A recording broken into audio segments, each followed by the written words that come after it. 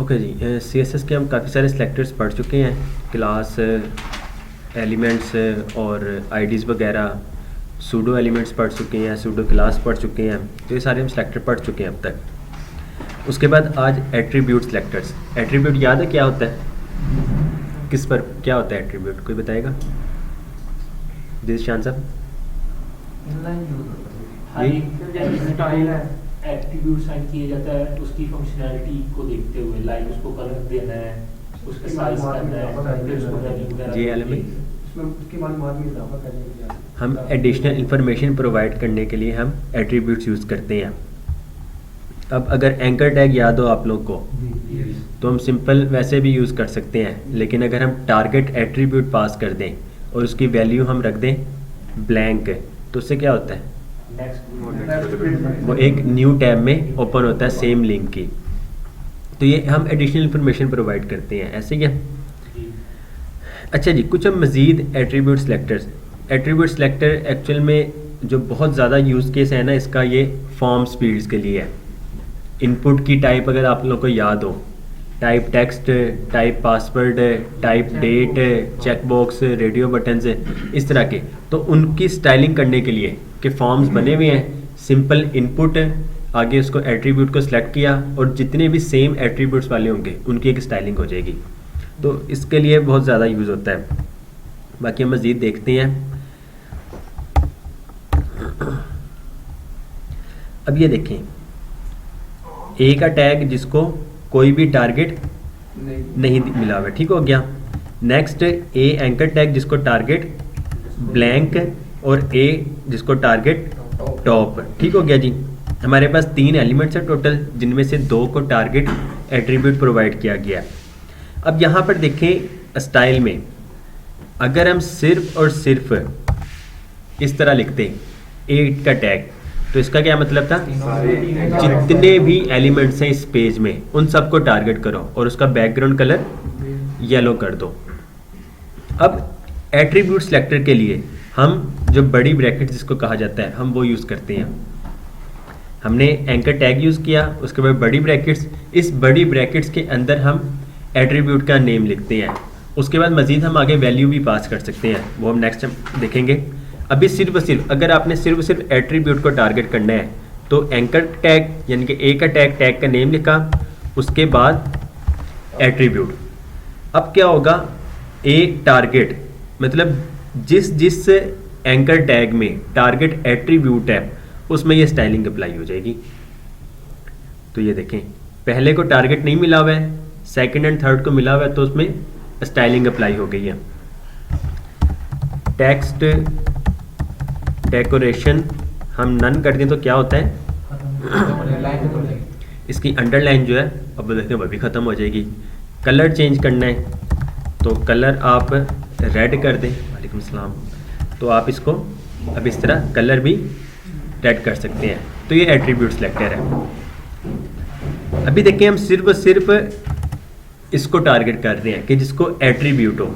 अगर हमने इसकी वैल्यू को भी टारगेट करना है कि जिस एलिमेंट में टारगेट एट्रीब्यूट हो और उसकी वैल्यू भी ब्लैंक हो, तो फिर हम यहाँ पर टारगेट इक्वल का साइन ब्लैंक है। अब अगर रन करते हैं तो आप देखें, टारगेट इक्वल, हमने यहाँ पर अब कोटेशन मार्क्स नहीं यूज़ करने हैं। वैसे तो हम वैल्यू के लिए कोटेशन मार्क्स यूज़ करते हैं ना, लेकिन जब हम CSS में आएंगे तो अगर हमने एट्रीब्यूट सेलेक्ट करना है तो फिर हमने कोटेशन मार्क्स यूज़ नहीं करने हैं। टारगेट इक्वल हमने ब्लैंक किया है तो सिर्फ उसको टारगेट करेगा जिसको टारगेट ब्लैंक मिला हुआ है। अगर यही हम टॉप कर देते तो कौन सा सिलेक्ट हो जाता? लास्ट वाला, ठीक हो गया जी। अब फिर लास्ट वाला सिलेक्ट हो जाएगा जी। क्लियर है यहाँ तक? इसके ना जब एंकर टैग का टॉपिक पढ़िएगा, अब ये जो है ना ये आई फ्रेम है, ये आई फ्रेम है। आपका एक वेब पेज है, वेब पेज के अंदर मजीद वेब पेजेस यूज़ हुए हैं। जब आप एंकर टैग टॉप यूज़ करते हैं तो इसका टॉप एलिमेंट जो होता है या रूट कह लें, ये उसमें ही रन हो जाता है वेबसाइट। ब्लैंक से क्या होता है, नेक्स्ट में होता है, जब आप विकीपीडिया करेंगे तो ये देखें, ये इसी के पेज पे, ये उसी में हो गया है।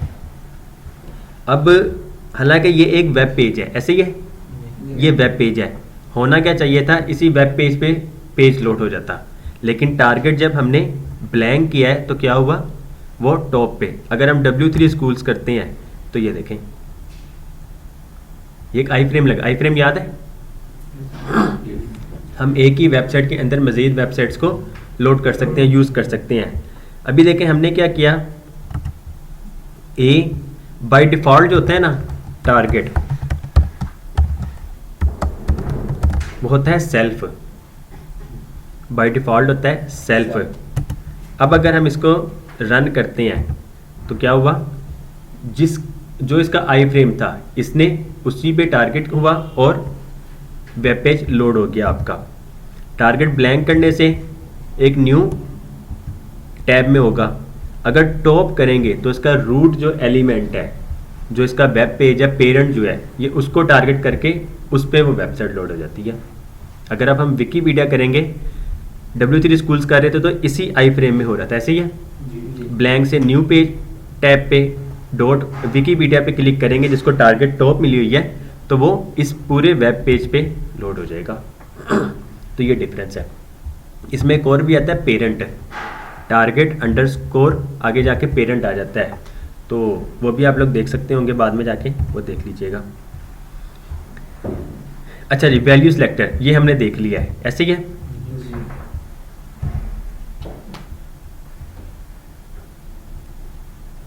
ये वही चीज़ होगी। उसके बाद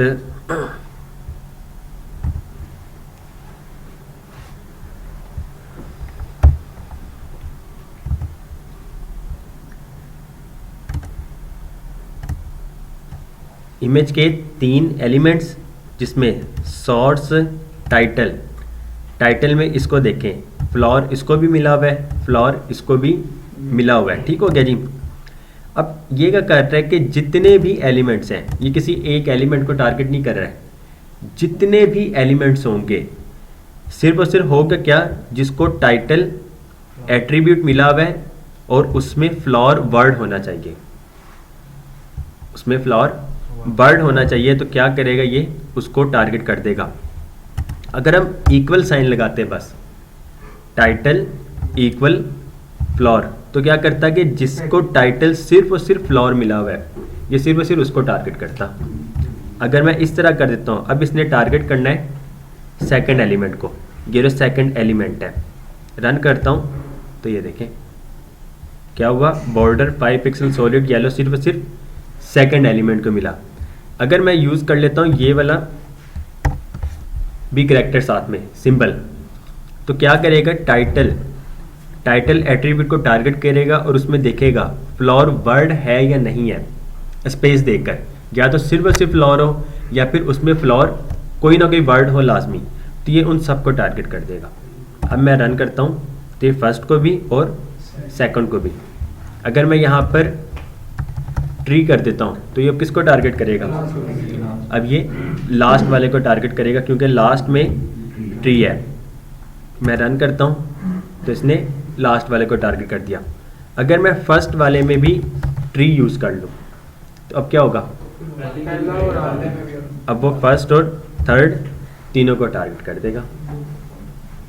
जी क्लियर है जी साथ भाई, जी बाप भाई, पक्की बात है जी। मती भाई आप बताएं, आखिरी फैसला है, चलो जी। अच्छा ये कुछ मज़ीद है, ये वैसे इतना यूज़ केस नहीं है, इसको खुद से ही देख लीजिएगा, क्योंकि CSS तो हम जितनी भी पढ़ती जाएं वो एडवांस पे बहुत ज़्यादा आती जाएगी। यूज़ केस पे आएगा कि जब आप लोग प्रोफेशनल डिज़ाइनिंग स्टार्ट कर देंगे, जब यूज़ केस आएगा तब आप इसको देख सकते होंगे। वैसे हाउ नो थोड़ी बहुत अभी भी ले लें, मतलब घर जाके प्रैक्टिस कीजिएगा, देख लीजिएगा क्या काम कर रहा है, तो जब प्रोफेशनल आप फील्ड में पहुंच जाएंगे तब जब यूज़ केस आएगा तो आप इसको फिर देख सकते होंगे। जी यहाँ तक क्लियर है? कोई सवाल है तो पूछ लें आप लोग। जी स्नैन भाई, अरसे बाद दीदार करवा रहे हैं आप। अच्छा जी, CSS फॉर्म्स है। अभी तक आप लोगों ने फॉर्म देखे होंगे,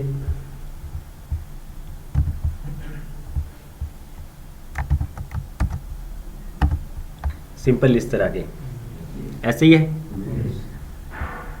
डिव के अंदर एक फॉर्म ले लिया, लेबल इनपुट, ये आपका लेबल और ये इनपुट। मेरे ख्याल से आप लोग लेबल भी भूल गए होंगे क्या काम करता है, याद है जिस्मान भाई?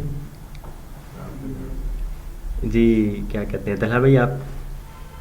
ये नाम ये फर्स्ट नेम लिखा है वो सबसे पहले, ये लेबल वो काम करता है कि वो उसका नाम शो करवाता है, इसमें क्या लिखना है? शो करवाना क्या लिखता है, लेकिन अब जिस तरह मैं इसको कर रहा हूँ तो ये तो फोकस हो गया, ठीक हो गया जी। मैं इस पर भी अगर क्लिक करूँ तो ये तब भी फोकस हो जाता है, तो ये क्यों हो रहा है? हमने लेबल को उसके साथ लिंक कर दिया है आईडी और 4 एट्रीब्यूट पास करके।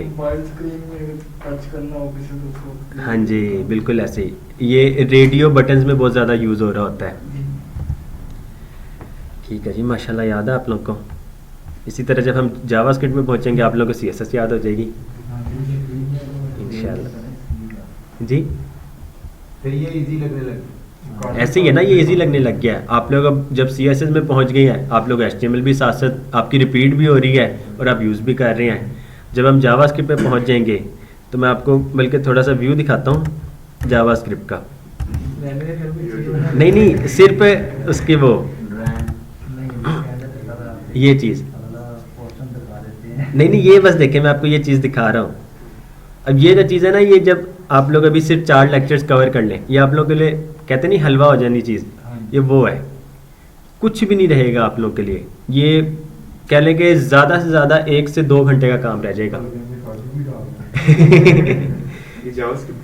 ये जावास्क्रिप्ट की मदद से नहीं, ये बूटस्ट्रैप की मदद से। लेकिन हम ये जावास्क्रिप्ट में ये चीज़ कर रहे होंगे। जब हम जावास्क्रिप्ट में पहुंच जाएंगे, हम HTML, CSS और बूटस्ट्रैप तीनों एक साथ यूज़ कर रहे होंगे जावास्क्रिप्ट के साथ साथ। तो आप लोग की रिवीजन भी होती जाएगी और आप लोग की बेस स्ट्रॉन्ग होती जाएगी, जिस तरह आप लोग की अब HTML कवर हो गई है। अच्छा जी, अब तक हमारे पास ये चीज़ सिंपल एक HTML का फॉर्म।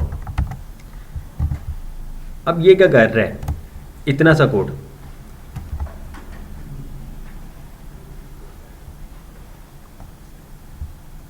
जिसको मैंने हाईलाइट किया, ये कोड क्या कर रहा है?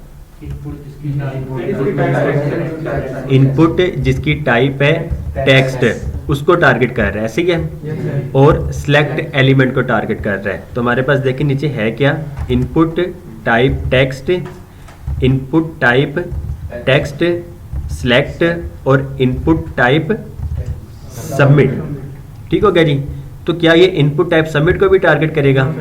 नहीं करेगा ना। तो इस वजह से अगर हम सिर्फ और सिर्फ इस तरह लिख देते तो लास्ट जो बटन जो है ये उसको भी टारगेट कर देता। तो इस चीज से बचने के लिए हम फिर एट्रीब्यूट सिलेक्टर्स यूज कर रहे होते हैं। इनपुट टाइप टेक्स्ट और सिलेक्ट को क्या करो, बाय डिफॉल्ट इनपुट कौन सा डिस्प्ले है? डिस्प्ले इनपुट इनलाइन है ना, डिस्प्ले इनलाइन है। ये आपके सामने ही है। हमने लेबल यूज़ किया, साथ ही हमने इनपुट यूज़ कर लिया, वो एक लाइन में ही आ रहे हैं। तो ये डिस्प्ले इनलाइन है। तो हम क्या कर रहे हैं, डिस्प्ले इनलाइन ब्लॉक कर दो। डिस्प्ले इनलाइन ब्लॉक करो। इनलाइन ब्लॉक और इनलाइन में क्या फ़र्क है? हम ब्लॉक इनलाइन ब्लॉक में जो प्रॉपर्टीज है वो भी यूज कर सकते हैं। हम ब्लॉक लेवल एलिमेंट्स की भी प्रॉपर्टी जो है वो इनलाइन ब्लॉक में यूज़ कर सकते हैं। तो display inline block margin they दो 8 पिक्सल ऊपर नीचे टॉप और बॉटम 8 पिक्सल दे दो और लेफ्ट और राइट 0 दे दो। ठीक हो गया जी।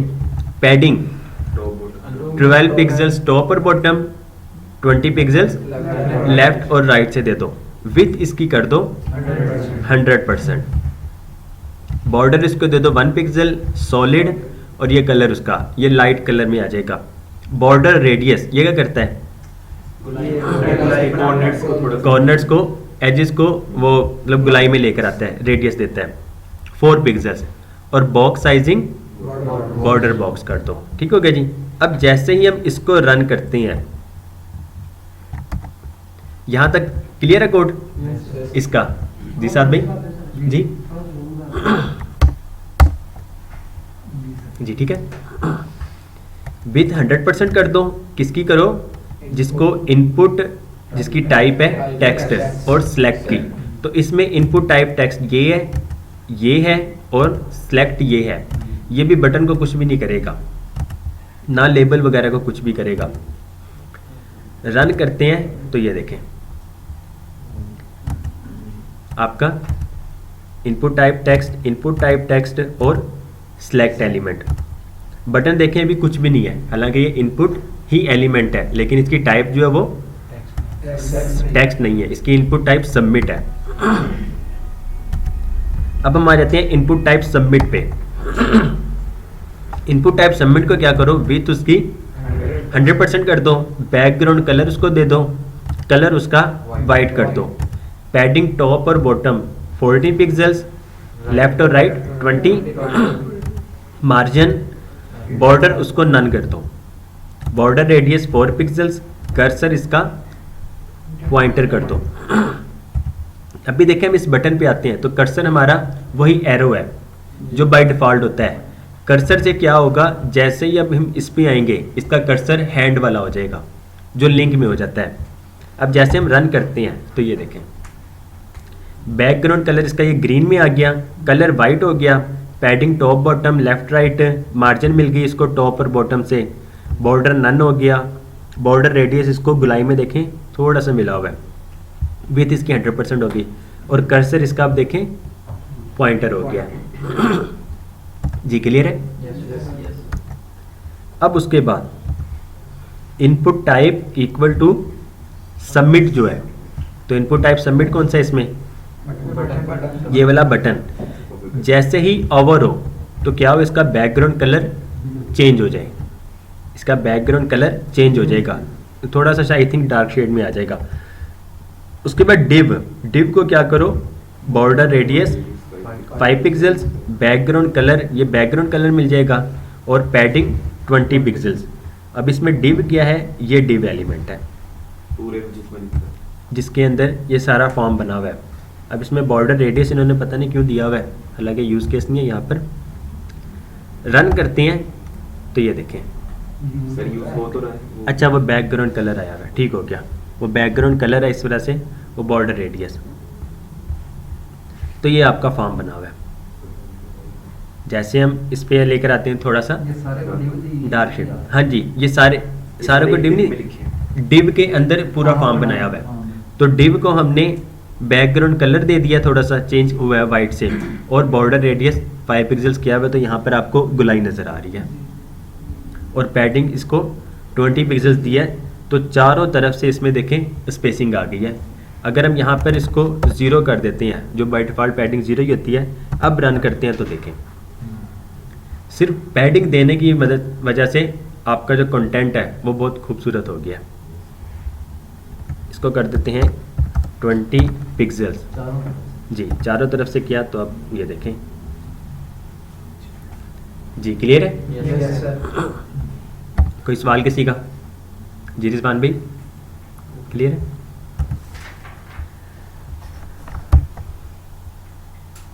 अच्छा जी, स्टाइलिंग इनपुट फील्ड्स विथ दे दे 100%, तो ये वही काम कर रहा है। इनपुट टाइप टेक्स्ट सिर्फ और सिर्फ सिलेक्ट करेगा जिसकी टाइप टेक्स्ट है, जिसकी टाइप पासवर्ड है, और जिसकी टाइप नंबर है। आप इनपुट में भी पैडिंग दे सकते हैं, बॉर्डर लगा सकते हैं, बॉर्डर बॉटम बस कर दें तो आपको ये बॉर्डर बॉटम बस नज़र आएगा।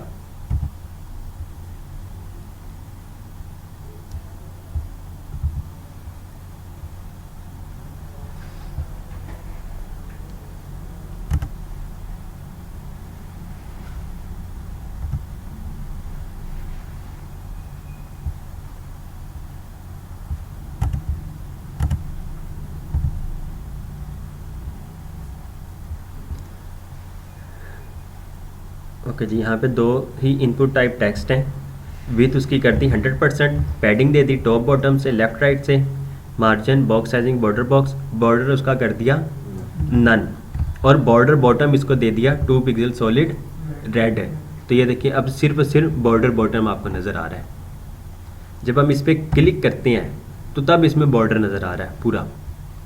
ये बॉर्डर नहीं, इसको अगर हम कर दें आउटलाइन 0 रन करते हैं तो अब देखें, अब वो आपको आउटलाइन भी नज़र नहीं आएगी।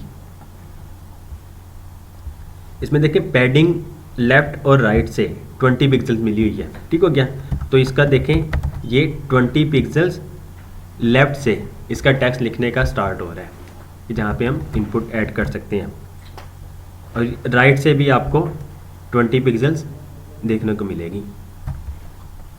जी क्लियर है?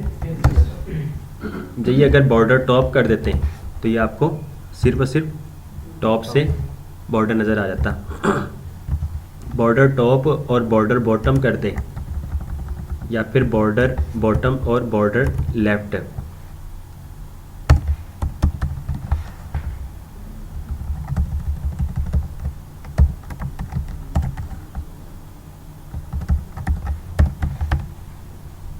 अब रन करें तो ये आपको इस तरह का देखने को मिलेगा।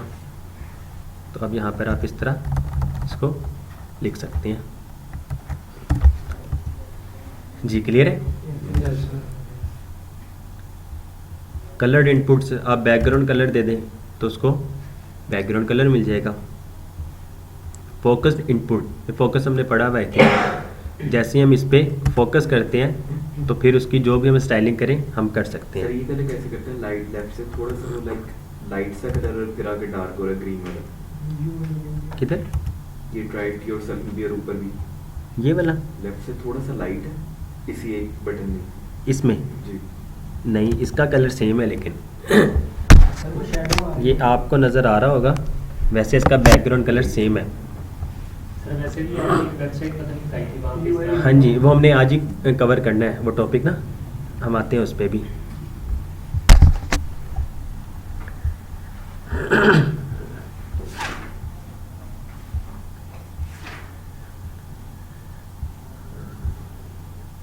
ओके जी, क्लियर है ये? कोई सवाल किसी का? अच्छा जी, अब हम आ जाते हैं वेबसाइट लेआउट पे। ये हमारी वेबसाइट का लेआउट होता है, ऑलमोस्ट ऐसे ही है।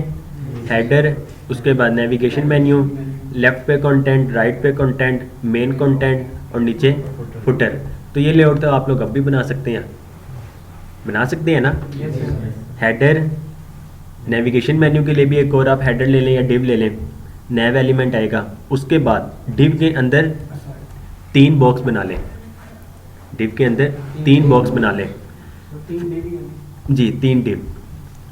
फर्स्ट डिव को आप बेशक विथ इसकी 15% कर दें, लास्ट वाले की डिव भी 15% कर दें, सेंटर वाला जो होगा वो 70% रह जाएगा। तो ये फ्लोट लेफ्ट कर दें इनको, तो वही चीज़ बन जाएगी।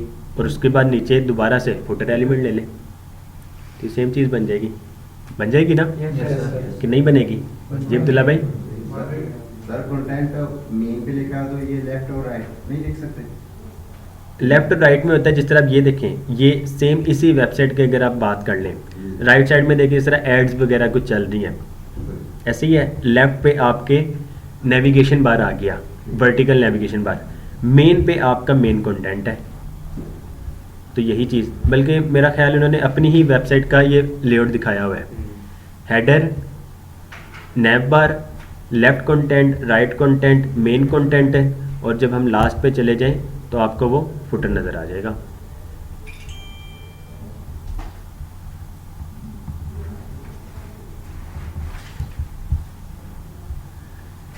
जी इस तरह का वेबसाइट लेआउट होता है, क्लियर है? उसके बाद हम आ जाते हैं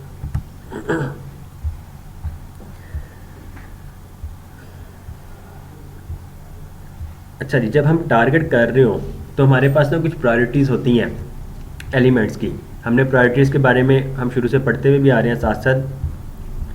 अब यहाँ पर देखें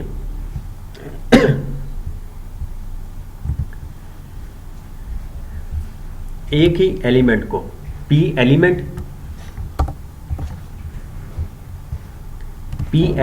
जिसको आईडी दी गई है, डेमो और क्लास दी गई है टेस्ट, ऊपर स्टाइलिंग की जा रही है हालांकि कोड जो है टॉप से बॉटम आता है ना, ऐसे ही है। ऊपर क्या हो रहा है, हैशटैग डेमो जिसको आईडी मिली हुई है उसको कलर कर दो ब्लू, डॉट टेस्ट जिसको क्लास मिली हुई है उसको कलर कर दो ग्रीन, और पी एलिमेंट कलर कर दो रेड। मतलब इसी एलिमेंट को टारगेट किया जा रहा है, पी एलिमेंट को टारगेट किया गया, डेमो को टारगेट किया गया और टेस्ट को टारगेट किया गया। कोड टॉप से बॉटम देखा जाए तो इसका कलर क्या होना चाहिए था, रेड होना चाहिए था, लेकिन हमने पढ़ा हुआ है कि प्रायोरिटी जो सबसे ज़्यादा होती है वो आईडी की होती है। आईडी के बाद प्रायोरिटी आ जाती है मतलब कम लेवल पे, क्लास की उससे कम आ जाती है एलिमेंट नेम की। अगर हम इसको देखें, element name equal to 1, class equal to 10, ID equal to 100, तो जिसकी प्रायोरिटी ज़्यादा होगी, same as it is z index आप अगर ले लें, जिसको जी इंडेक्स आप ज़्यादा देंगे वो टॉप पर आ जाएगा, ऐसे ही है।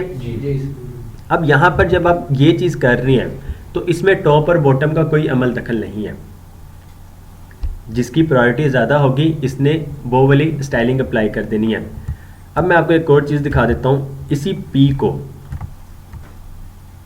की वैल्यू क्या क्या है इसमें? पी की एलिमेंट नेम की 1, क्लास की 10, डेमो की 100। सेम यही चीज़ पी कलर मैं यहाँ पर क्या कर दूँ, येलो कर देता हूँ। इसमें मैं यूज़ कर लेता हूँ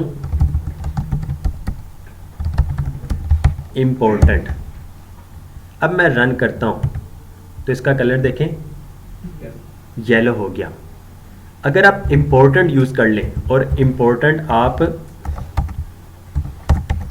टॉप पर ही यूज़ कर लें, रन करें, तो इसके बेशक डेमो हो, आईडी हो, क्लास हो या एलिमेंट हो, इसने प्रायोरिटी जो दे देनी है जिसमें इम्पोर्टेंट फ्लैग लगा होगा उसको वो टारगेट करेगा।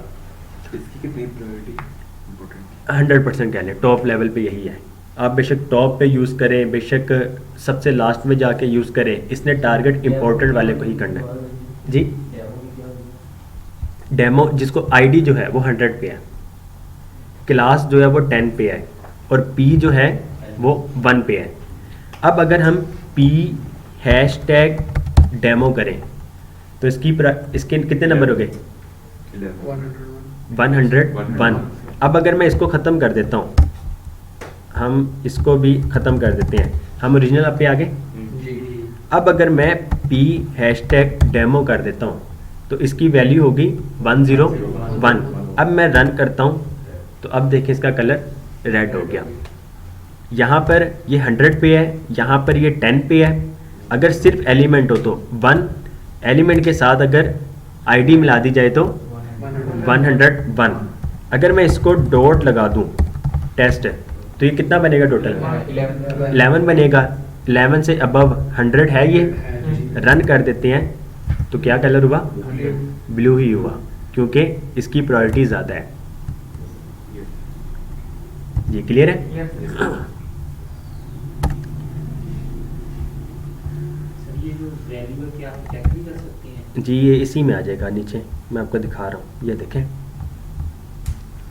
P की वैल्यू 1, P डॉट टेस्ट मतलब क्लास जो है वो है 10, P डॉट टेस्ट 1 + 10 तो इसकी वैल्यू 11, P हैशटैग डेमो इसकी क्लास वैल्यू 101। इनलाइन स्टाइलिंग जो है, इनलाइन स्टाइलिंग जो है उसकी वैल्यू होती है 1000। तो अगर आप यहाँ पर जाके जिस तरह हमने हैशटैग डेमो कर दें, रन करें तो इसका कलर क्या हो जाएगा, रेड हो गया। अब मैं यहाँ पर जाके इनलाइन स्टाइलिंग कर देता हूँ, कलर इसको हम क्या कर दें, क्या करें उस्मान भाई, ब्राउन कर दें। अब हम ब्राउन कर देते हैं तो इसकी जो वैल्यू है कितनी है, 1000 है। रन करते हैं तो इसका कलर ब्राउन हो जाएगा। इसकी इंपॉर्टेंस से ज़्यादा इसकी भी नहीं है। अब अगर हम नीचे जाके पी एलिमेंट कलर, इसको ब्लैक तो वैसे बाई डिफ़ॉल्ट रहेगा, हम इसको कर देते हैं येलो, पिंक कर देते हैं और इसको इम्पोर्टेंट लगा देते हैं। अब अगर रन करते हैं तो इसका कलर पिंक ही रहेगा। ये वैल्यूज़ बाय डिफ़ॉल्ट, मतलब जिसने CSS को डिज़ाइन किया है, लैंग्वेज जिसने बनाई है, उसने इसको वैल्यू सेट की हुई है। Element 1 class 10 ID 100 inline styling 1000। अब यहाँ पर देखें, सबसे पहले ID उसकी कितनी है 100, एलिमेंट की 1, उसके बाद दोबारा ID 100, तो ये टोटल हो गया हमारे पास 201 201। तो ये अब इसको टारगेट करेगा। अस्टेरिक साइन यूनिवर्सल सिलेक्टर इसकी होती है 0, इसी वजह से हम इसको टॉप पे यूज़ करते हैं। हम टॉप पे यूज़ करके बाय डिफ़ॉल्ट जितनी भी स्टाइलिंग है वो सारी रिमूव कर देते हैं जो ब्राउज़र की अपनी होती है, उसके बाद 1 बाय 1 करके हम नीचे स्टाइलिंग कर रहे होते हैं। तो इस तरह क्या होता है, वो उसमें स्टाइलिंग अप्लाई होती रहती है। तो ये चार्ट है, ये बेशक पढ़ भी लीजिएगा, ये आप लोगों के टेस्ट में भी आ सकता है, कुछ भी मुश्किल नहीं है। हम यहाँ पर बल्कि भी ज़ुबानी ही टेस्ट ले लेते हैं। इसमें क्या है, सिंपल 4 तो चीज़ें हैं। इनलाइन स्टाइलिंग एलिमेंट की कितनी होती है 1, क्लास की कितनी होती है 10, ID की 100 और इनलाइन स्टाइलिंग की 1000। बस इतना सा काम था। सर आपने 4 को प्लस करके दे दी। कुछ भी नहीं होगा। P जिसकी ID है ABC और क्लास भी उसको मिली हुई है DEF, तो ये कितनी हो जाएगी 111 111 हो जाएगी।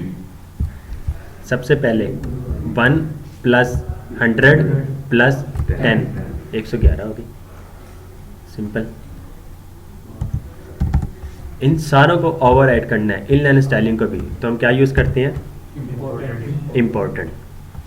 इम्पोर्टेंट यूज़ करने का तरीका, P स्टाइलिंग यूज़ करने लगे, प्रॉपर्टी नेम कॉलन वैल्यू दे दें रेड, वैल्यू देने के फ़ौरन बाद स्पेस दे के इम्पोर्टेंट, एक्सप्लेनेशन मार्क और इम्पोर्टेंट लिख देना है, उसके बाद आपने सेमी कॉलन लगाना है, तो तब ये अप्लाई हो जाएगा। अब इसी कोड को आप बेशक टॉप नंबर 1 लाइन पे लिख दें, बेशक लास्ट लाइन पे लिख दें, सेम काम ही करेगा। लेकिन अगर नीचे जाके अगर आपने इम्पोर्टेंट को भी ओवरराइट करना है, अब लेट्स सपोज मैं दोबारा जाके #ABC, मतलब उसी P एलिमेंट को #ABC मिली हुई है, कलर ब्लू करता हूँ, तो क्या काम करेगा, उसको इम्पोर्टेंट देना पड़ेगा ताकि वो 100 उसके साथ प्लस हो जी। अब अगर ABC नहीं, अगर मैं इसी P एलिमेंट को ही दोबारा अगर मैं कलर रेड की जगह ब्लू करना चाहता हूँ, तो अब मैं नीचे जाके इम्पोर्टेंट लिखूँगा, तो ये उसको ओवरराइट करेगा जी। अब ये टॉप टू बॉटम वर्क करेगा। इम्पोर्टेंट को सिर्फ और सिर्फ इम्पोर्टेंट ही ओवरराइट कर सकता है और कोई भी ओवरराइट नहीं कर सकता जी। क्लियर है जी मेहर भाई? यहाँ कहीं पढ़ रहे हैं, मदरसे का पढ़ रहे हैं?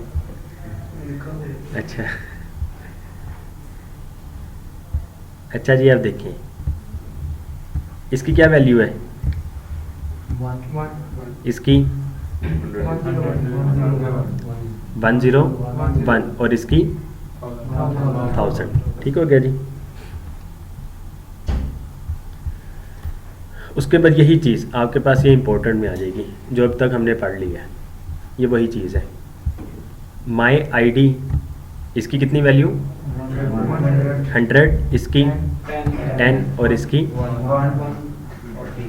और फिर उसके बाद जब हम इम्पोर्टेंट यूज़ कर लें तो इसने हर एक टॉप को ओवरराइट कर देना है। तो यहाँ पे P का क्या बैकग्राउंड कलर बनेगा, रेड कर देगा। और अब यहाँ पर माई ID background colour blue important, class background colour grey important, P element background colour red important, तीनों को ही इम्पोर्टेंट किया गया है। तो आपका क्या ख्याल है किसको करेगा? ब्लू वाले जो कह रहे हैं वो हैंड रेस करें, हैंड तो रेस करें। अच्छा सुभान भी कच्चा पक्का कर रहे हैं। आप रेड वाले में? जी सुभान भाई रेड में।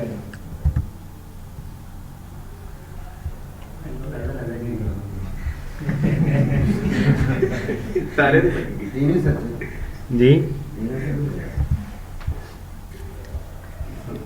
अब अगर इसको ख़त्म हम कर दें, रन करें, तो आपके पास ब्लू रह जाएगा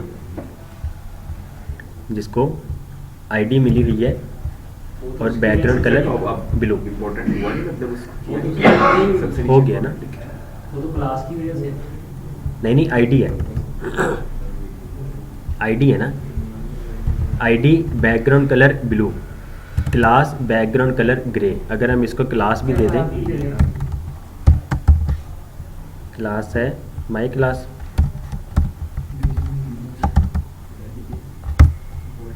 अब अगर रन भी करें तो वो उसको ही टारगेट करेगा क्योंकि ऊपर हम उसको आईडी से टारगेट कर रहे हैं। अब अगर यहाँ से ख़त्म कर दें तो अब क्या टारगेट होगा? क्लास। अब अगर रन करें तो इसका कलर क्योंकि क्लास के भी 10 ऐड जी। अब अगर इसको भी ख़त्म कर दें तो पी बैकग्राउंड कलर रेड। अब अगर इसको भी ख़त्म कर दें अब ये दोबारा आईडी को टारगेट कर देगा। जी सर ठीक है, चले जी माशाल्लाह। आसान हुई थोड़ी बस यस।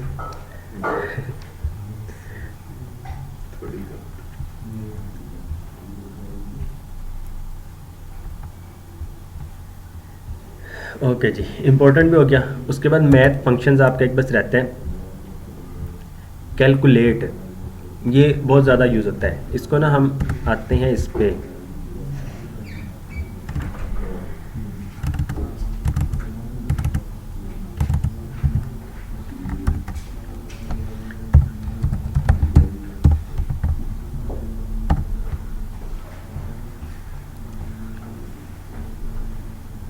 ओके जी, हमारी मेन फाइल index.html,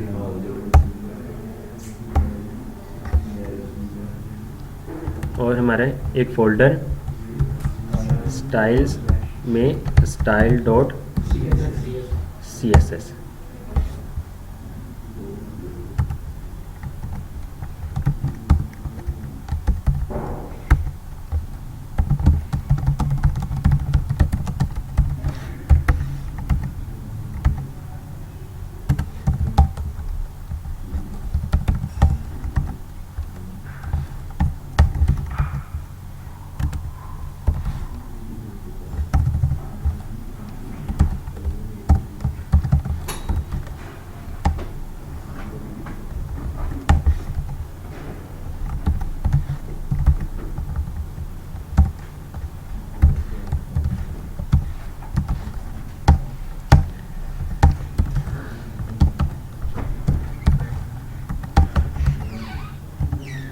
जी क्लियर है यहाँ तक?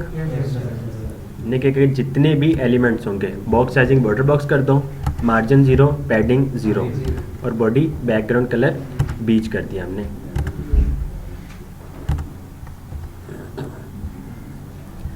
हमारे पास वी आर लर्निंग CSS 3। अब हम रहते हैं कोड पे। यहाँ पर अभी तो हमने इसको वैसे लिख दिया।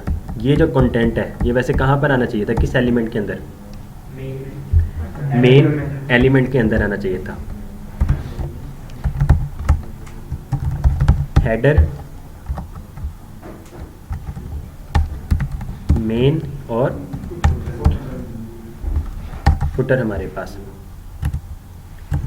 फुटर के अंदर अब लेट सपोज हम कंटेनर के साथ इसके साथ खेलना चाहते हैं तो डॉट कंटेनर, कंटेनर की विड्थ 70% कर देते हैं और मार्जिन इसको ऑटो कर देते हैं। तो क्या होगा? मार्जिन इस कंटेनर के अंदर जो भी कंटेंट होगा वो सेंटर में आ जाया करेगा। फुटर, फुटर के अंदर हम ले लेते हैं कंटेनर, जहाँ से समझ ना लगे पूछ लीजिएगा साथ साथ। ये कंटेनर कीवर्ड नहीं है। जी कीवर्ड नहीं है, कीवर्ड मतलब जैसे स्पेशल कीवर्ड जैसे लैंग्वेज बनाने वाला जिसको बनाएगा, ये वो नहीं है। सर जैसे हेडर है वो कह रहे वैसे नहीं है। जैसे Element नहीं है। HTML लिख के एंटर करते हैं हेडर आ जाता है। एलिमेंट नहीं है, ये तो क्लास का ये नेम है ना। class ही है। ये पूरी हम लिखनी पड़ती है। कंटेंट को कंटेनराइज करना चाहते हैं, तो इस वजह से क्लास एक मतलब यूनिक सी चीज़ बन जाती है कि इसके अंदर का कंटेंट जितना भी होगा वो कंटेनराइज होगा। कंटेनर के अंदर पी एलिमेंट, अब पी एलिमेंट जो है ना बाय डिफ़ॉल्ट इसको मार्जिन मिली होती है। यहाँ पर copyright and copy 2022 all rights reserve हम लिख देते हैं। रन करते हैं तो ये देखें copyright 2022 all rights reserved. Header के अंदर हम वैसे ही या फिर मेन के अंदर H1 और इसको हम लिख देते हैं हेडिंग 1। हेडर के अंदर हम सिंपल अभी H5 दिस या फिर यहाँ पर लोगो, आपका लोगो हेडिंग 1 और फुटर आ गया। अगर अब इसको भी हम कंटेनर के अंदर ले आए तो ये भी सेम अलाइनमेंट में ही आ जाएंगे।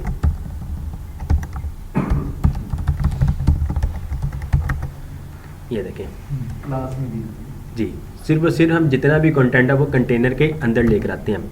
अगर हम पहले ही बॉडी के अंदर ही कंटेनर लगा दें और कंटेनर के अंदर हेडर, मेन और फुटर लगा दें तो क्या होगा, अब मैं आपको बताता हूँ। अब मैं यहाँ पर जाके हेडर, यहाँ पर एक है कूलर्स,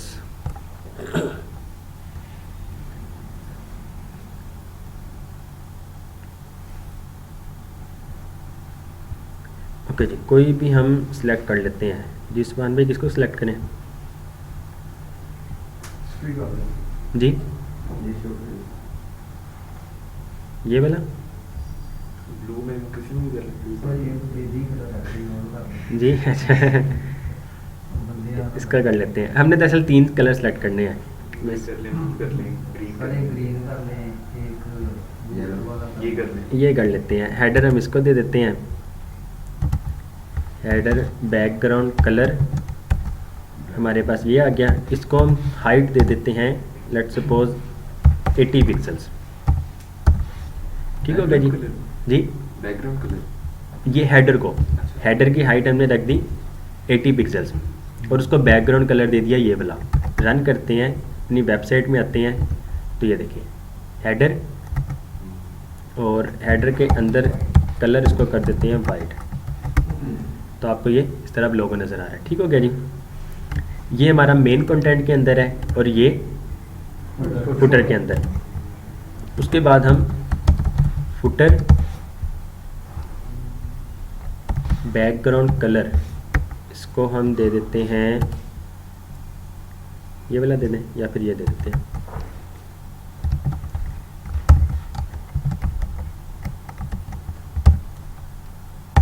इसकी हाइट 50 पिक्सल्स और कलर इसका भी हम वाइट कर देते हैं। ये देखें आपके पास हेडर, मेन और ये फुटर आ गया। लेकिन हम चाहते हैं कि फुटर जो है यहाँ पर लास्ट पे आए हमेशा और हेडर टॉप पे ही रहेगा, मेन कंटेंट आपका बाकी स्पेस ले। ऐसे ही होता है ना अक्सर लेआउट वगैरह में वगैरह आपने देखा होगा। तो ये हम कैसे कर सकते हैं फ्लोट बटन जी? फ्लोट राइट और लेफ्ट होता है बस डिस्प्ले बॉटम, जी। डिस्प्ले बॉटम, डिस्प्ले भी बॉटम नहीं होता है। डिस्प्ले तो इनलाइन है, इनलाइन ब्लॉक है और ब्लॉक है। पोजीशन के ज़रिए हम कर सकते हैं। ठीक हो गया। पोजीशन से क्या होगा कि फिक्स कर देते हैं। अगर आपकी हाइट लेट से बस कंटेंट ज़्यादा भी हो जाता है तो वो कंटेंट नीचे को आने लग जाएगा और आपका फुटर जो है वो हमेशा वहीं पे रहेगा। ऐसे ही है, लेकिन हम ये भी नहीं चाहते हैं। Margin position top sticky position sticky कर दें तो वो भी वही चीज़ रहेगी हमेशा टॉप पे। मैं क्या चाहता हूँ कि जब तक कंटेंट कम है, लेट सपोज हम इसमें मज़ीद थोड़ा सा कंटेंट ऐड कर देते हैं, इतना हमने कंटेंट किया, कंटेंट जब तक कम है एक स्क्रीन के अंदर अंदर है तब तक तो ये यहाँ पर ही रहे लास्ट पे। जैसे ही कंटेंट ज़्यादा हो जाए वो ऑटोमेटिक फुटर हमारा नीचे को चला जाए, जब हम इसको स्क्रॉल करें तब हमें शो हो। इसकी हाइट हमने कितनी रखी हेडर की 80 और फुटर की कितनी रखी 50। अगर हम मेन कंटेंट को हाइट दे दें तो हमारा काम चल जाएगा। हाइट और मिनिमम हाइट याद है कॉन्सेप्ट कुछ? मिनिमम हाइट से क्या होता है? कम से कम इतनी हो। कंटेंट अगर इंक्रीज हो जाए तो ऑटोमेटिकली उसकी हाइट भी इंक्रीज हो जाएगी। मैक्स हाइट क्या करता है? ज़्यादा से ज़्यादा उतनी होगी। कंटेंट अगर ज़्यादा भी हो जाए उसने हाइट नहीं अपनी इंक्रीज करनी है। ऐसे ही है। हाइट से क्या होगा? उसकी हाइट फिक्स हो जाएगी। ऐसे ही है, कंटेंट ज़्यादा हो कम हो उसे कोई फ़र्क नहीं पड़ेगा। अब हम आ जाते हैं, मैं आपको थोड़ा सा बताता हूँ। हेडर मेन, बैकग्राउंड कलर इसका हम कर देते हैं एक्वा रख देते हैं। ये हमारा बैकग्राउंड कलर एक्वा आ गया। अगर मैं इसकी हाइट कर देता हूँ लेट सपोज कोई 800 पिक्सल्स, तो ये 800 पिक्सल्स फुटर देखें नीचे को चला गया। लेकिन अभी मुझे एग्जैक्ट नहीं पता है। लेट सपोज मैं अगर अपनी स्क्रीन में सेट कर भी लूँ, क्या वो आपकी स्क्रीन में सही वर्क करेगा? नहीं करेगा ना। अब फिर हम परसेंटेज में आ जाएंगे। टॉप से बॉटम हाइट कितनी होगी? 100% होगी। 100% में से 130 पिक्सल्स को अगर हम माइनस कर दें हमारे पास वो चीज़ आ जाएगी 130। हेडर की भी स्पेस निकाल दें और फुटर की भी स्पेस निकाल दें, वर्क करेगा ना। अब हम आ जाते हैं मैथ फंक्शंस में। हाइट, अब हम यहाँ पे लिखेंगे CALC, कैलकुलेट। कैलकुलेट करो। कैलकुलेट क्या करो? 100%। हाइट कितनी रख दो? 100%। उसमें से माइनस कर दो, कितनी करो? 130 पिक्सल्स। अब 130 पिक्सल्स क्या है?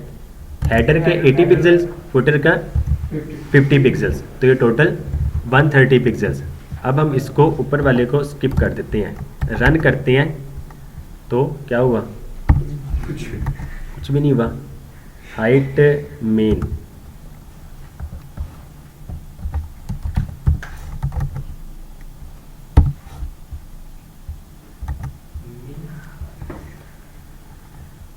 Minimum height calculate 100%। अच्छा जी, बॉडी को जो है ना, इस बॉडी की बाय डिफ़ॉल्ट हाइट कितनी होती है? नहीं होती 100%। जितना कंटेंट होता है उतनी हाइट होती है। तो इस टाइम ये जो है ये हाइट उतनी ही ले रहा है 100% जितना कंटेंट है। तो हम बॉडी को क्या करते हैं, मिनिमम हाइट इसकी सबसे पहले हम सेलेक्ट कर देते हैं 100 VH। VH क्या काम करता है? व्यू पोर्ट हाइट है कि जिस स्क्रीन में भी आपको ये नज़र आएगा उस स्क्रीन के अकॉर्डिंगली इसकी हाइट सेलेक्ट हो जाएगी। अब अगर हम इसको रन करें, इसकी हाइट हो गई बॉडी की 100 VH। क्या आपका वो 100 कम हो वैल्यू, वो 100 कैसे देखना है? नहीं, उसे काम करना चाहिए था। लाइव से दोबारा चला लें, अक्सर मेरा भी glitch होता है। नहीं, वो तो फिर अगर हम रेड कर दें तो ये तो काम कर रहा है। एक्वा मिनिमम हाइट,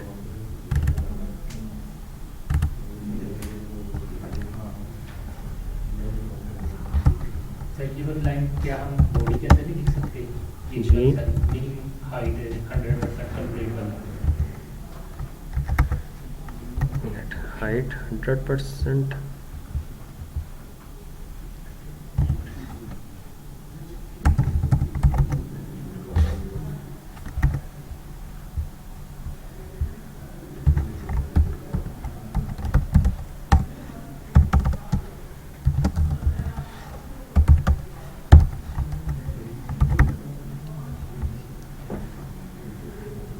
ओके जी, अब क्या हुआ, मैंने इसकी पहले हाइट रखी थी मिनिमम हाइट कि कम से कम इतनी हो, तो वो वर्क नहीं किया किसी वजह से।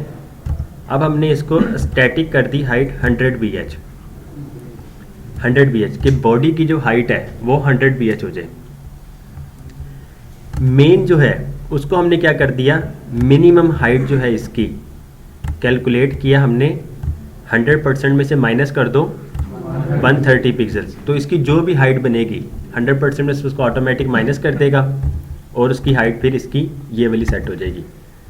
अब एक और चीज़ चेक करते हैं, इसको मैं चेक करके देखता हूँ। ठीक हो गया जी, ठीक है। अब ये कंटेंट हम मज़ीद ऐड भी करते जाएं तो वो ऑटोमेटिक फुटर जो है फिर वो नीचे को चला जाएगा। लैपटॉप में खुले तो ऐसे ही होगा। हाँ जी, ये अब आप अपने लैपटॉप में भी यूज़ कर लें तो ये सेम काम करेगा, आपकी स्क्रीन में भी सेम शो होगा। अब देखें ना, मैं इसको स्क्रीन इंक्रीज़ भी कर दूं, मींस कि स्क्रीन स्मॉल होती जा रही है, तो क्या हो रहा है वो तब भी ठीक है। मैं इसको स्मॉल स्क्रीन में भी मतलब बड़ी स्क्रीन में लेकर आ लेता हूँ। Responsive चीज़ है। ये रिस्पॉन्सिव चीज़ परसेंटेज के, जब हम परसेंटेज में यूज़ कर रहे होते हैं ना, तब वो रिस्पॉन्सिव में चीज़ आ जाती है। पर ये तो मतलब सैंपल है, रिस्पॉन्सिव तो अभी हम आएंगे उस पर। बस ये मैथ फंक्शन मैंने आपको बताना था कि मैथ फंक्शन ये इस तरह काम करता है, और आप लोग ये असाइनमेंट्स में इस तरह बहुत चीज़ें काम आ रही होंगी जब आप लोग आगे असाइनमेंट कर रहे होंगे। जी ये क्लियर है? कोई सवाल किसी का? जी रिजवान भाई क्लियर है? ओके जी, इसको अगर सेंटर में लेकर आना हो, सिंपल हम इसको टेक्स्ट अलाइन सेंटर कर देंगे तो ये सेंटर में आ जाएगा। ठीक हो गया जी, इसको भी करना, इसको भी कर सकते हैं, इसे भी कर सकते हैं। वर्टिकली अगर इसको सेंटर में लेकर आना हो तो तब हम क्या करेंगे, मार्जिन कोई सोल्यूशन नहीं है इस तरह सेंटर में लेकर आने के लिए ना। किस जान भी किस चीज़ को लेकर आना है? किसी फॉर एग्जांपल हम सिर्फ यहाँ पर इसको रखते हैं, इसको अगर सेंटर में लेकर आना चाहें तो हम क्या करेंगे, नहीं अगर हॉरिजॉन्टली सेंटर में करना चाहें, इस हेडिंग 1 को सेंटर में लेकर आना चाहें, हम क्या करेंगे, टेक्स्ट लाइन हम सेंटर कर दें तो ये सेंटर में आ गया। ठीक हो गया। अब इसको वर्टिकली भी सेंटर में करना हो, मार्जिन और पैडिंग कितनी ऑटो जी, मार्जिन ऑटो वो तो सिर्फ लेफ्ट और राइट पे काम करता है, टॉप और बॉटम पे नहीं काम करता। हाइट दे दे किसकी? हेडिंग 1 को। हेडिंग 1 को कितनी हाइट दें? हम जो भी इस टाइम फ्लेक्सिबल काम कर रहे होंगे वो सिर्फ हमारी स्क्रीन की हद तक ही होगा। यही चीज़ मैं किसी और स्क्रीन पे ले जाऊँ तो सारा लेआउट ख़राब हो जाएगा, ऐसे ही है। तो ये जो चीज़ है ना, ख़ास तौर पर वर्टिकली सेंटर करना, हॉरिजॉन्टली सेंटर करना, ये फ्लेक्स बॉक्स की मदद से सिर्फ एक लाइन का काम रह जाएगा, 1 से 2 लाइन का काम रह जाएगा। आप हॉरिजॉन्टली भी और वर्टिकली भी किसी भी टेक्स्ट को, किसी भी बॉक्स को आप सेंटर में लेकर आ सकते होंगे। किसी भी बटन को, अगर मैं आपको एग्जांपल दिखाऊं अपनी ही वेबसाइट में, वैसे तो हमने वो कल करना है इंशाल्लाह, लेकिन मैं आपको थोड़ा सा सैंपल दिखा देता हूं।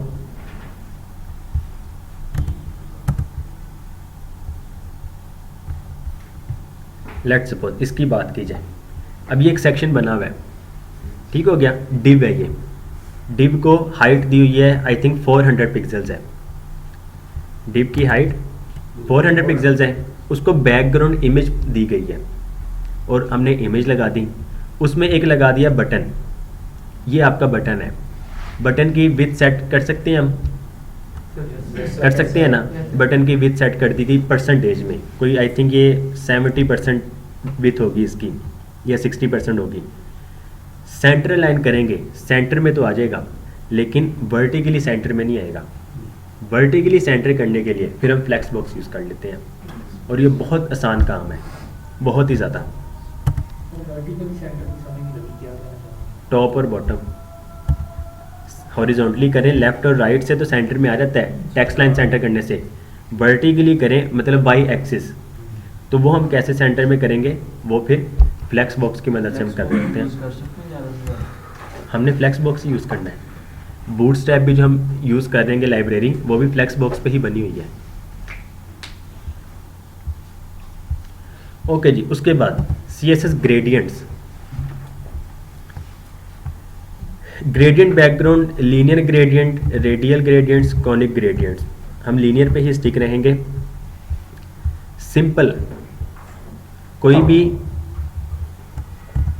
अब इसकी वैल्यू क्या होगी 100, ठीक हो गया जी। बैकग्राउंड इमेज, वैसे हम क्या यूज़ करते हैं कलर के लिए, बैकग्राउंड कलर, कलर देने के लिए हम बैकग्राउंड कलर यूज़ करते हैं। अगर हमने लीनियर ग्रेडियंट यूज़ करना हो, मीन्स के ग्रेडियंट कलर यूज़ करना हो, तो हम यूज़ करते हैं बैकग्राउंड इमेज। लीनियर ग्रेडियंट, जिस तरह अभी हमने कैल्सी का फंक्शन यूज़ किया, उसी तरह ये फंक्शन एक चीज़ है। इसको हम लिखते हैं लीनियर डैश ग्रेडियंट रेड और येलो, रेड दे के कोमा फिर येलो। अगर आप यहाँ पर कोमा देकर ब्लू कर दें, रन करें, तो ये 3 कलर यूज होंगे। अब जितने मर्जी कलर यूज़ करना चाहे आप कर सकते हैं, डिपेंड करता है कि आप क्या चीज़ बनाना चाह रहे हैं। बाय डिफ़ॉल्ट जो है ना, ये टॉप टू बॉटम है। अभी देखें ग्रेडियंट जो है, पहला कलर हमने रेड यूज़ किया, red then yellow then blue, तो ये टॉप टू बॉटम काम कर रहा है। अगर आपने इसकी डायरेक्शन चेंज करनी है, तो सबसे पहले आप इसको टू लेफ्ट कर दें। अब रन करें तो ये देखें, अब ये लेफ्ट पे काम कर रहा है। सबसे पहले blue then yellow then red, right से लेफ्ट, नहीं टू लेफ्ट है, लेफ्ट की तरफ जाओ, राइट से लेफ्ट से राइट जी, टू लेफ्ट है, ठीक है। अगर हम इसको अब टू राइट कर दें, तो ये सबसे पहले red then yellow then blue, ये अब राइट की तरफ जा रहा है।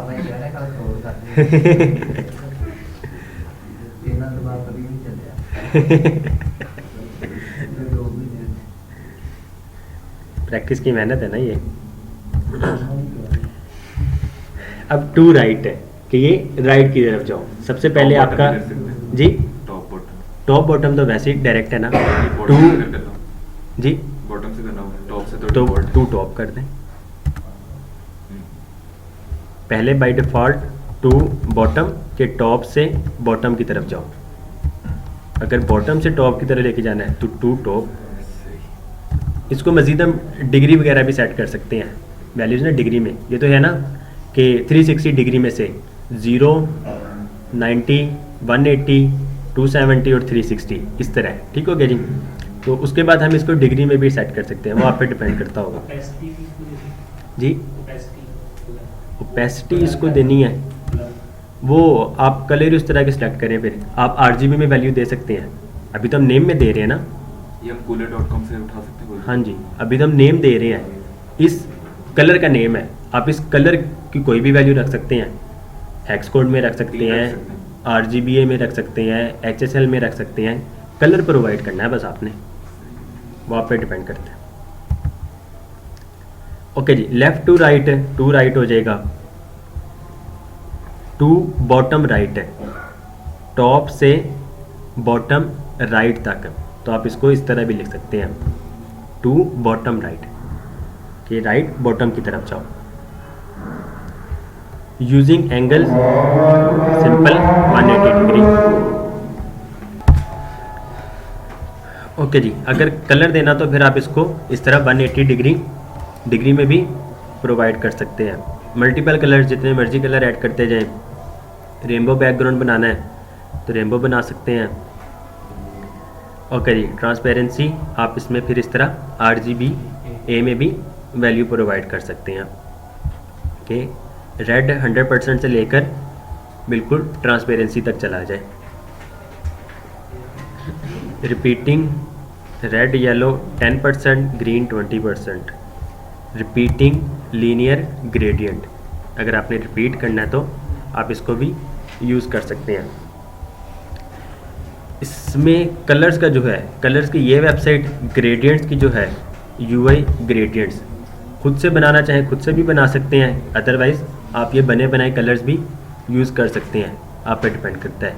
तो ये अच्छी वेबसाइट है, इसमें बहुत सारे प्यारे प्यारे कलर्स आपको ग्रेडियंट में ही मिल जाएंगे। किसी को भी सिलेक्ट करें, लेट सपोज इसको हम सिलेक्ट कर लेते हैं।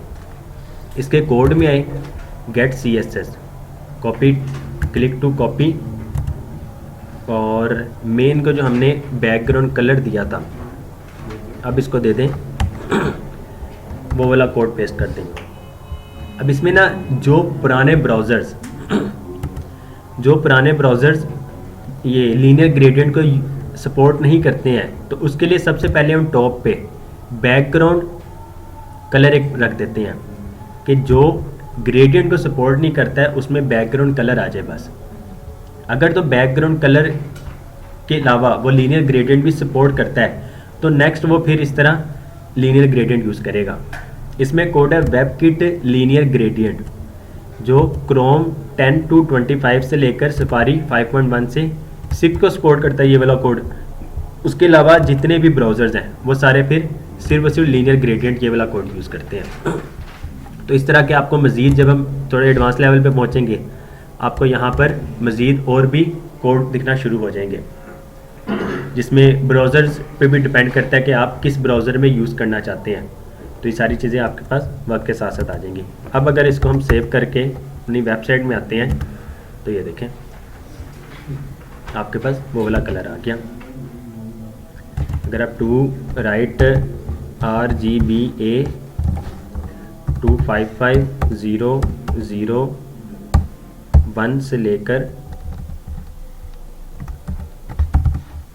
RGBA 255000।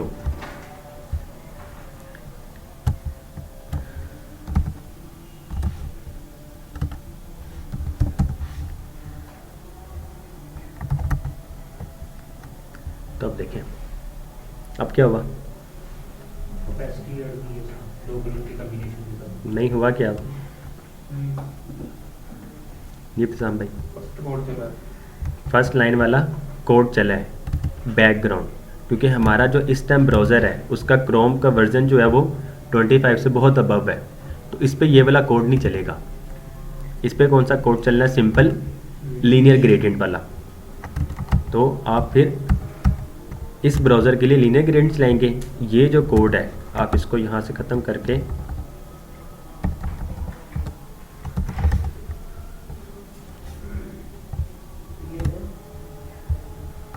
हमारा वर्जन ये ओल्ड न्यू है।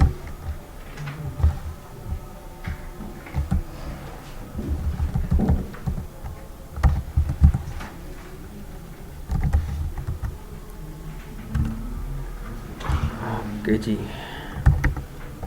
ये देखें रेड से बिल्कुल वाइट टू बॉटम राइट अगर कर दें, अभी देखें लेफ़्ट यहाँ से लेकर राइट इस तरह ही है। अब क्या होगा, यहाँ से स्टार्ट होगा और यहाँ पर आके ख़त्म होगा। रन करें तो ये देखें थोड़ा सा इफेक्ट चेंज हो गया। पहले 100% वाइट यहाँ पर था और यहाँ पर था, और यहाँ पे 100% रेड और यहाँ पे भी 100% रेड था। तो इस तरह की चीज़ें आप जब वक्त के साथ यूज़ करेंगे तो ये चीज़ें काम में आएंगी। सर आपने कहा था कि जो अपना ओल्ड वर्जन होंगे उसके ऊपर वाला चलेगा, सबसे ऊपर वाला। जी, ये वाला जो सपोर्ट ही नहीं करते हैं, जो ग्रेडियंट को सपोर्ट ही नहीं करते हैं। तो लेकिन हमारा तो जो वर्जन सपोर्ट करता है तो फिर ये क्यों चला? हमने इसको कमेंट कर दिया था कोड ना, हमने कोड कमेंट कर दिया था। अगर आप इस कोड को कमेंट कर दें तो क्या होगा, फिर ये वाला कोड वर्क करेगा। रन कर दें तो ये देखें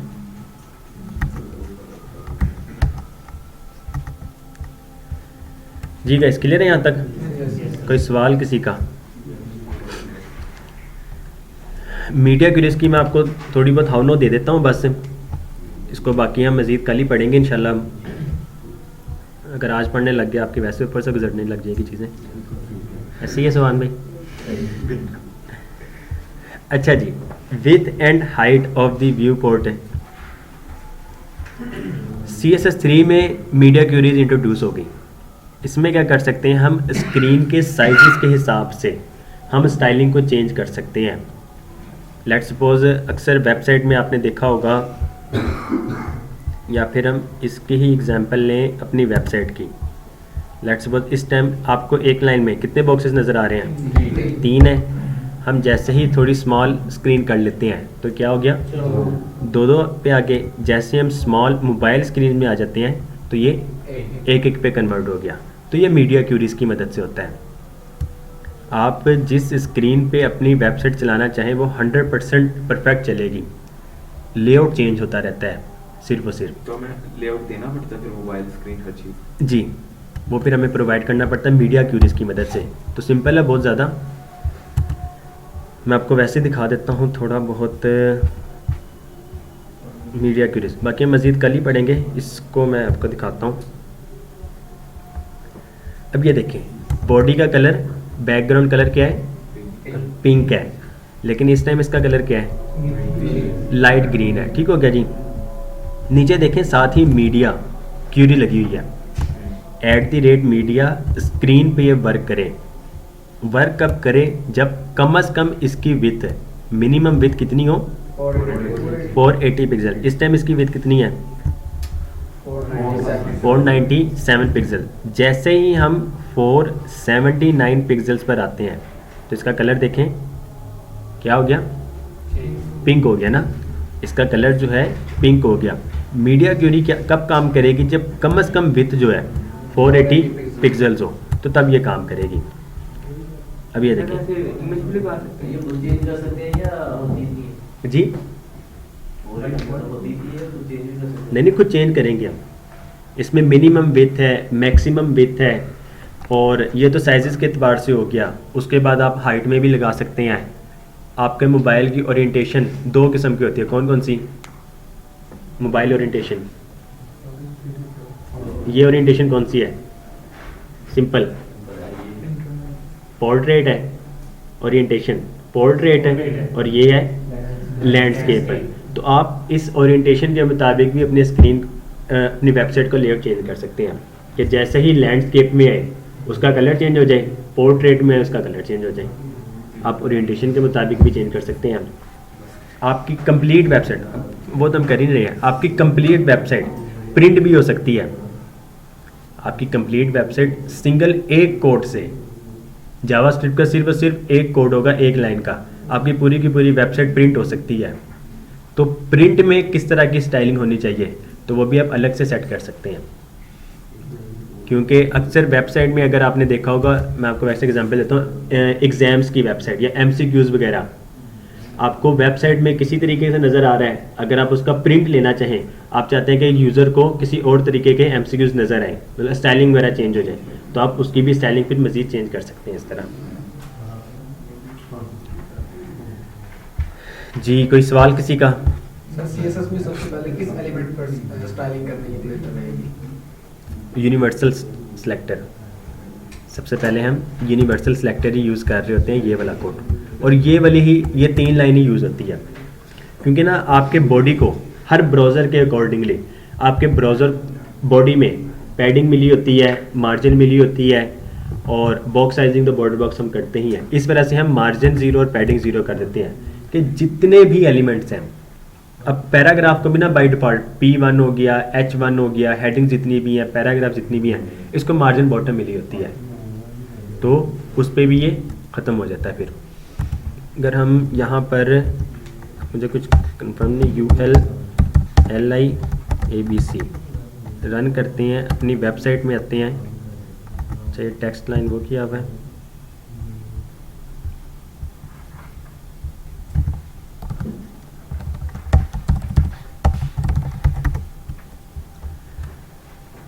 तो ये देखें बाय डिफ़ॉल्ट ना हमने बल्कि पढ़ा हुआ है कि अनऑर्डर्ड लिस्ट को मार्जिन और पैडिंग मिली होती है।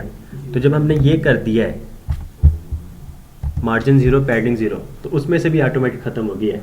अब नीचे जाके हम मज़ीद खुद स्टाइलिंग करेंगे, अपनी स्टाइलिंग खुद से कस्टम करेंगे, क्योंकि प्री डिफ़ॉल्ट जो स्टाइलिंग होती है वो तो कोई भी यूज़ नहीं कर रहा होता है। तो वक्त के साथ साथ सारी चीज़ें आपको इंशाल्लाह आ जाएंगी। अब ये जो चीज़ें हैं ना मीडिया क्वेरीज वगैरह, या फिर ये जो चीज़ें जो मैंने आपको दिखाई है आज, बल्कि अब हमारे 3 लेक्चर्स आएंगे ना, कल एक फ्लैक्स बॉक्स का हो जाएगा और मीडिया क्वेरीज का हो जाएगा। उसके बाद नेक्स्ट जो 2 लेक्चर्स हैं बूटस्ट्रैप, उसमें अभी सारी चीज़ें बना सकते होंगे। नेक्स्ट ट्यूसडे आप इंशाल्लाह कंप्लीट एक रिस्पॉन्सिव वेबसाइट बनाएंगे 1 मार्च इंशाल्लाह। 1 मार्च को आप लोग इंशाल्लाह complete full fledge responsive website 100% responsive होगी, वो आप लोग बनाएंगे।